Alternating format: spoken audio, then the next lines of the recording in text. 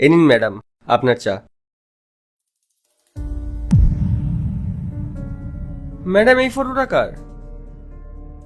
আর আপনার ফোনে কি করে আসলো? এটা আমার হাজবেন্ডের ফটো।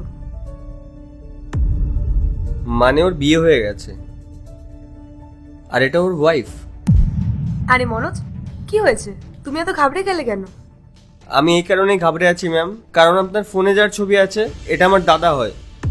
এক মিনিট মনোজ, কি বলতে চাইছো তুমি? আমার হাজবেন্ড তোমার দাদা হয়? কি সব বলছো?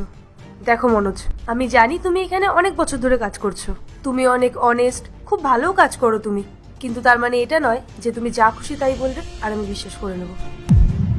না না ম্যাডাম, আমি ভুল কিছু বলছি না, আমি একদম সত্যি কথা বলছি।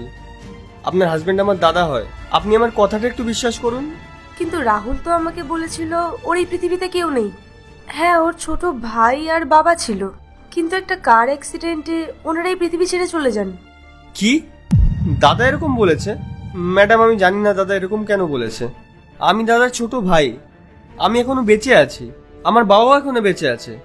ম্যাডাম ও আমার দাদা হয়, আমরা ছোটবেলা থেকে গ্রামে একসাথে বড় হয়েছি। বাবা এদিক ওদিক থেকে টাকা জোগাড় করছিল ওর পড়াশোনা করানোর জন্য, আর ও খুব ভালো করে পড়াশোনাও করছিল।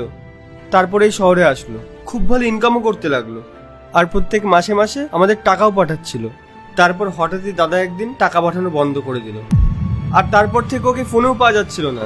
আমাদের মনে হয়েছিল যে দাদা হারিয়ে গেছে, আর আমরা